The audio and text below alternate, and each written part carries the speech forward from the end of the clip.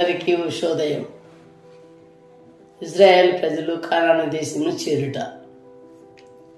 దేవుడు యెహోషువతో మాట్లాడుతూ, నీవు మన కొరకు మనుషులను ఏర్పాటు చేసి అమలేకీయులతో యుద్ధం చేయి.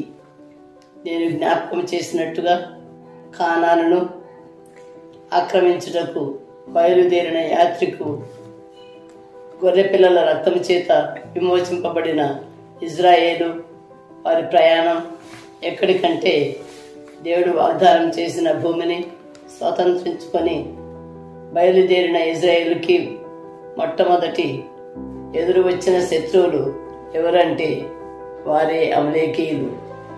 అమలేకీయులతో యుద్ధం చేసే బాధ్యత ఎవరికి అప్పగించారంటే యెహోషువ నాయకునికి. విశ్వాస వీరుడుగా యుద్ధం చేసి యుద్ధాలు జయించి నిర్గమకాండం 9వ అధ్యాయంలో చెప్పినట్టుగా ఆయన వీరుడుగా నిలబడతాడు. దానిని బట్టి ఒక విషయం అర్థమవుతుంది. అదే రీతిగా ఆత్మ సంబంధమైన ఇజ్రాయేలుగా నీవు నేను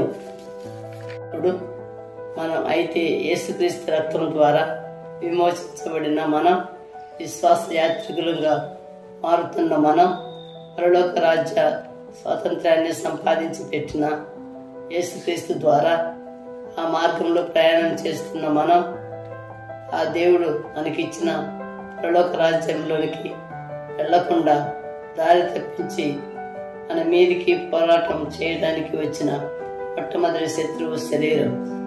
అమలేకీయులు ఎవరికి గుర్తుగా ఉన్నారంటే శరీరానికి. కాబట్టి శరీరంతో యుద్ధం చేయడానికి దేవుడు ప్రేరేపించిన మొట్టమొదటి వ్యక్తి ఎవరు అంటే యెహోషువ. కాబట్టి యెహోషువ మొట్టమొదట ఏం చేశాడు? శరీరంతో యుద్ధం చేశాడు. అదే అనగా అమలేకీయులతో యుద్ధం చేసి అమలేకీయుల రాజును జయించాడు. శత్రువు ఎవరంటే శరీరం. కాబట్టి శరీరాన్ని మనం ఏం చేయాలి? మనం నలగొట్టాలి. శరీరంతో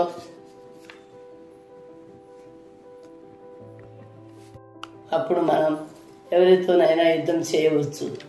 కనిపించని శత్రువుతో యుద్ధం చేయవచ్చును. కొన్నిసార్లు మనం శరీరంతో యుద్ధం చేయడంతో విఫలమవుతున్నాం, ఓడిపోతాం. ఈ ఓడిపోవటానికి నువ్వు నేను అతీతులం కాదు. అయితే క్రీస్తు శక్తిచే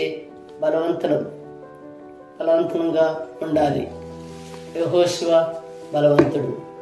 దేవుడు అతనికి ఇచ్చిన ధర్మశాస్త్రాన్ని నీ హృదయంలో భద్రపరుచుకున్నాము.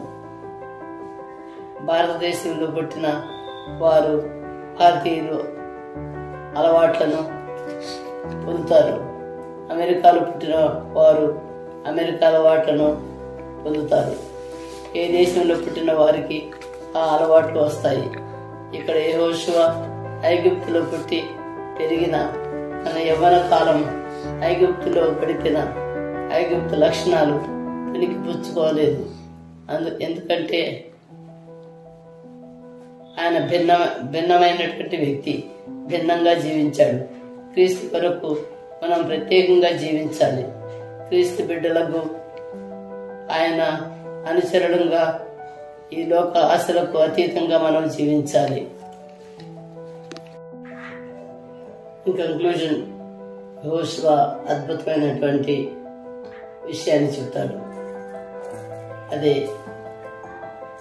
మీరు మీ దేవుణ్ణి ఎవరినైనా కొలవండి, అది నేను నా కుటుంబం మాత్రం యెహోవా దేవుని మాత్రమే ఆరాధిస్తాం. ఆయన మాత్రమే మేము సేవిస్తాం. ఆయన చేసినటువంటి మేలులన్నింటినీ ఎన్నడూ మరవకుండా మా జీవితంలో వాటిని జ్ఞాపకం చేసుకుంటూ దేవుని ఆరాధిస్తాం.